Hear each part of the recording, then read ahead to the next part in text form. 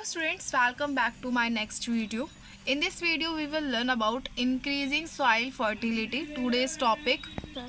So chapter number is second, microorganism friend and foe. जैसे कि हमने पहले पढ़ा था, इसमें हमने कुछ माइक्रोब्स के बारे में पढ़ा था, माइक्रो ऑर्गेनिजम्स के बारे में पढ़ा था, commercial use of micro organism पढ़े थे। ये प्रीवियस टॉपिक्स हैं जो हम पढ़ चुके हैं। Medicine use of micro organism की कर्ड कैसे बनता है, वैक्सीन्स कैसे यूज़ होती हैं, हमें क्यों ज़रूरत होती है वैक्सीन में, पोलियो की वैक्सीन का क्या रोल है, अभी जो एंटीबॉडीज़ होती हैं वो कैसे प्रोड्यूस करती हैं बॉडीज़ में, फ़ाइट कैसे करती हैं इन्वेंडर के साथ। हमारा जैसे का आज का नेक्स्ट टॉपिक है इंक्रीजिंग सॉइल फर्टिलिटी। मैंने आपको जो टॉपिक्स बताए हैं प्रीवियस, वो इसलिए बताए हैं ताकि आपको थोड़ा सा रिकॉल हो सके पहले का कि हमने पहले चैप्टर में क्या पढ़ा है। So now some bacteria are flags to able to fix the nitrogen from the atmosphere to enrich soil with nitrogen and increases its fertility. These microbes are commonly called biological nitrogen fixer. जैसे कि इस topic का main topic का नाम ही है increasing soil fertility. जैसे कि हम सभी जानते हैं कि फर्टिलिटी क्या होता है। फर्टिलिटी होता है उपजाऊ, फर्टाइल करना, सॉइल की फर्टिलिटी को इंक्रीज़ करना। जो मिट्टी होती है, एटमॉस्फेयर होता है, सॉइल होता है, उसमें नाइट्रोजन को इंक्रीज़ करना उसकी फर्टिलिटी को बढ़ाता है, इंक्रीज़ करता है। माइक्रोब्स आर कॉमनली कॉल्ड, जो माइक्रोब्स होते हैं कॉल्ड बायोलॉजिकल नाइट्रोजन फिक्सर। जो माइक्रोब्स होते हैं वो बायोलॉजिकल तरीके से ही नाइट्रोजन को फिक्स करते हैं, किस में, मिट्टी में। So next topic Figures 2.7 the nitrogen fixing carbocyan bacteria blue green algae। इसमें आपको दिखा रखा है ग्रीन ब्लू एल्गी कैसी होती है, साइनोबैक्टीरिया कैसा होता है दिखने में। अब नेक्स्ट टॉपिक है हमारा cleaning the environment. Boojho and Paheli has observe the school garden making manure. जो खाद होती है, खाद को हम मैन्योर कहते हैं। Along with there fields they collect wastage of plants, vegetable and fruits from the nearby house and garbage gardens. They put on them in a pit meant for waste disposal. After some time it decomposed and got converted in manure. Bhujo and Paheli want to know how it is had happened. So well we all know like how to make manure। जैसे कि आपने घर में देखा होगा कि जो mother होती है, खाने का जो कोई भी खाना बनाती है, लौकी, तोरी, घिया, उसके जो छिक्कल होते हैं ना पौधों में डाल दिए जाते हैं कई बार। या जो हम मिट्टी बनाते हैं ना उपजाऊ करने के लिए या कुछ भी करने के लिए, मिट्टी बनाने के लिए, उसको हम कुछ पीट के साथ मिला देते हैं, जैसे कोकोपीट। जो कोकोपीट वो होती है, जैसे नारियल का जो ऊपर का वो होता है ना हल्का हल्का रेशा, उसे हम कोकोपीट कहते हैं।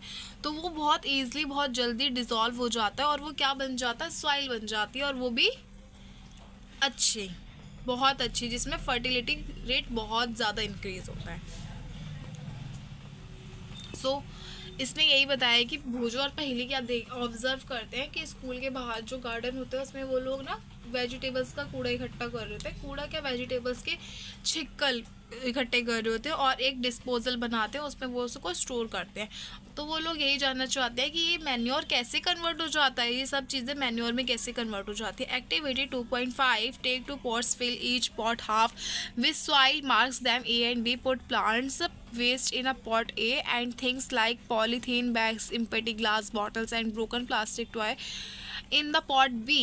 Put the pots aside before them 3 and 4 weeks। तो इन्होंने हमें एक एक्टिविटी दी है कि हमें 2 पॉट लेने हैं, दैट मीन्स 2 बॉक्स लेने हैं आपको। एक में वेजिटेबल्स के जो जितने भी सॉइल से चीज़ें होती है ना, प्लांट से, प्लांट वेस्ट एक ए में इकट्ठा करना है, और जो बी है, जो पॉट है हमारे पास, जो हमने बॉक्स लिया है, उसमें आपको प्लास्टिक से चीज़ें फिल करनी है। ठीक है, तो आपको 2 या 4 हफ्ते बाद, 3 या 4 हफ्ते बाद ऑब्जर्व करना है कि उसमें क्या मिला। Do you find any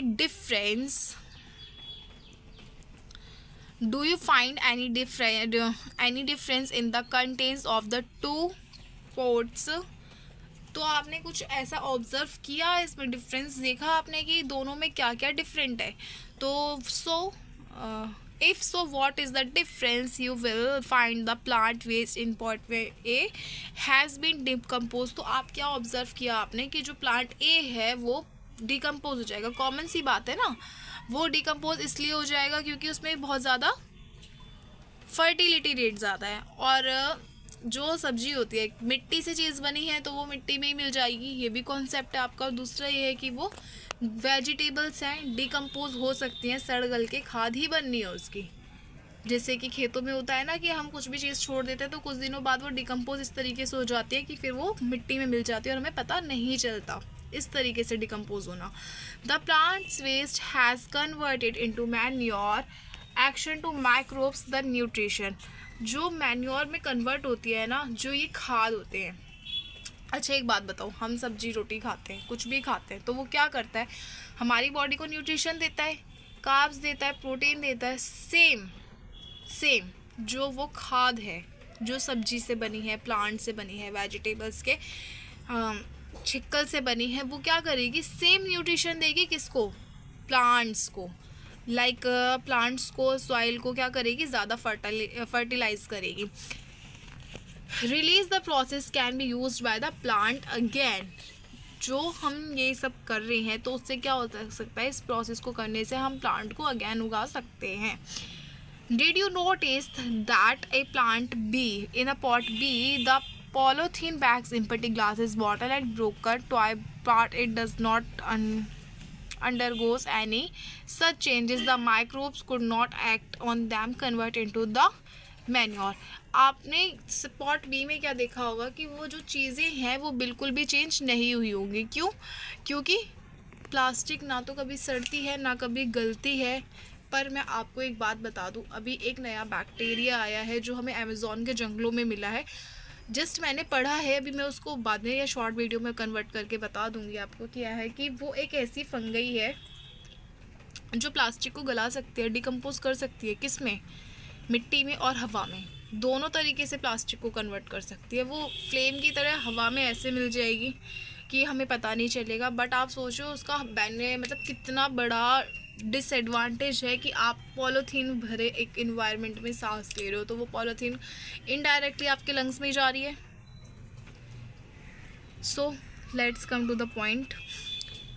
Now you often see large amount of the dead organic matter in the form of the decaying plants and someone's dead animals around fire disappear after some time. This because microorganisms decompose dead very organic waste and plants animals converting into the simple substance. Their substance are again used to by other plants and animals. These microorganisms can be used to degrade the harmful and smelly substance thereby clean up the environmental. आपने कई तरह देखा होगा जो organic matter होते हैं वो क्या होते हैं, बहुत जल्दी डिज़ोल्व नहीं होते. फर्स्ट. सेकंड इसमें यह है कि जो that is because micro organism decompose. जब वो माइक्रो ऑर्गेनिज्म डिस्कम्पोज क्या होता है, इसमें प्लांट्स की बात कर दिया इसने. जब एनिमल्स और प्लांट्स उन्हें कन्वर्ट कर देते हैं सिंपल सब्सटेंस में, तब क्या होता है, उसे यूज़ कर सकते हैं अगेन, यूज्ड बाय प्लांट्स. उसे प्लांट्स अगेन यूज़ कर सकते हैं और एनिमल्स भी. Micro organism used degrade harmful and smelly substance. कभी कभी अलग अलग हो सकते हैं. Harmful micro organism is 2.4 topic number. Micro organism are harmful in many ways. जो माइक्रो ऑर्गेनिजम्स होते हैं वो कई तरीके से हार्मफुल हो सकते हैं हमारे लिए. Some of the micro organism cause disease in human beings, plants and animals. जो कुछ माइक्रो ऑर्गेनिज्म होते हैं, कुछ ऐसे भी माइक्रो ऑर्गेनिजम्स हैं जो डिसीज़ कॉज कर सकते हैं. डिसीज़ क्या होता है, बीमारी. कोई भी बीमारी हमें कॉज कर सकते हैं. एक्सेप्ट वो हमें तो कर सकते हैं, प्लांट्स को और एनिमल्स को भी कर सकते हैं. Can you believe? Such diseases causing microorganisms are called pathogens. Some microorganisms spoil food, clothing and leather. Let us study more about their harmful activities. जो microorganisms होते हैं उन्हें हम pathogens भी कह सकते हैं ना, कि हम लाइक अभी मैंने आपको शायद पिछली वीडियो में ये चीज़ बताई थी कि जो कोई भी कीड़ा, हमारे कीड़ा ही बोला था शायद मैंने उस वीडियो में, जो हमारी बॉडी में आके हमें हार्मफुल करता है, उसे हम कीड़ा नहीं कहते, हम ऐसे ही नॉर्मल वे में बोल देते हैं. But they called pathogens. जिसे हमारी एंटीबॉडीज़, हमारी बॉडी की जो एंटीबॉडीज़ होती हैं लाइक वाइट ब्लड सेल्स जो हमें प्रोटेक्ट करते हैं।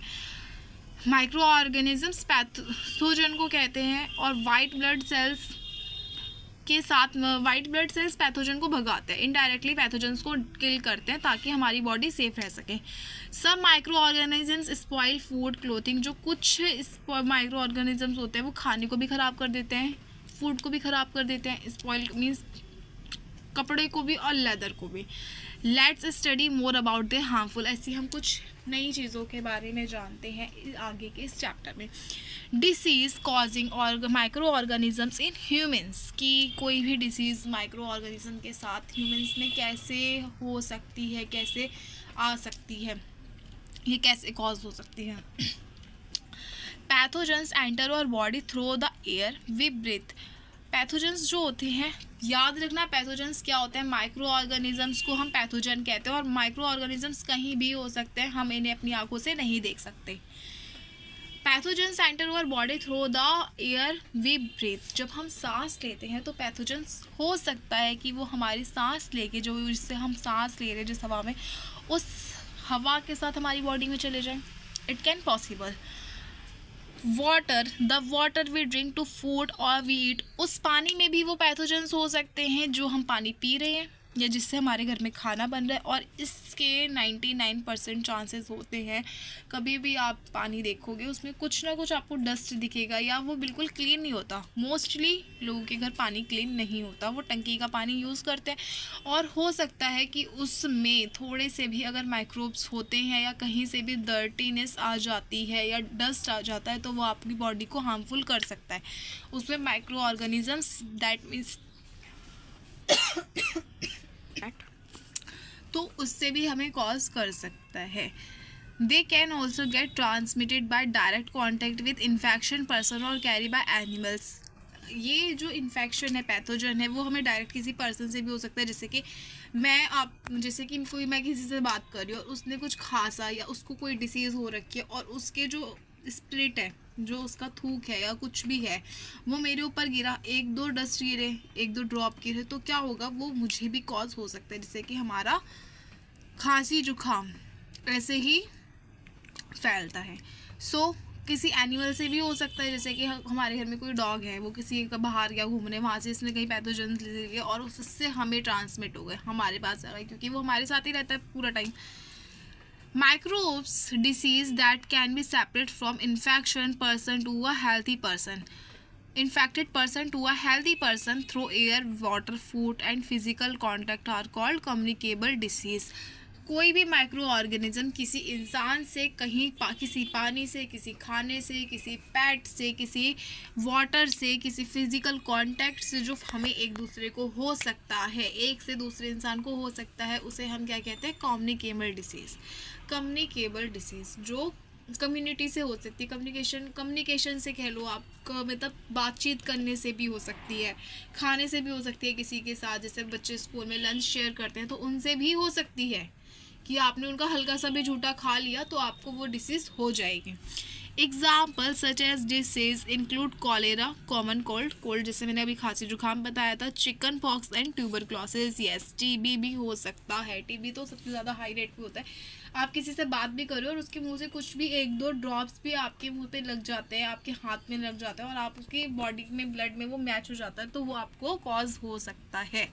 When a person suffering from common cold seasoning after find droplets, वो जो बूंदे मैं बोल रही हूँ ना, उसे ड्रॉपलेट्स कहते हैं in science language, of moisture carrying thousands of viruses are separate in the air.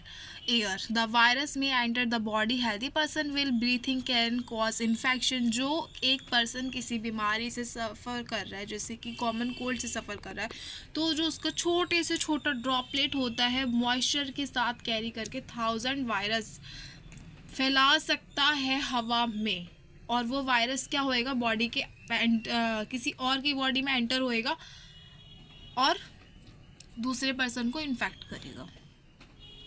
Okay, सो भूजो वाजास का question, then now do you prevent the separate of the communicable disease? then how do you prevent means आप अपने आप को communicable disease से कैसे prevent करते हैं, कैसे बचाते हैं? तो बहेली ने बोला है, we should keep a hand kerchief on the nose and mouth while sneezing, better to keep distance from infected person. जैसे आपको लगता है आपकी क्लास में किसी बच्चे को खांसी जुकाम बुखार हो रहा है तो आपको उससे डिस्टेंस मेंटेन करना चाहिए, अपने हैंड को बार बार वॉश करना चाहिए, मास्क पहनना चाहिए, ये आपको अपने जिस इंसान को हो रहा हो उससे रखना चाहिए.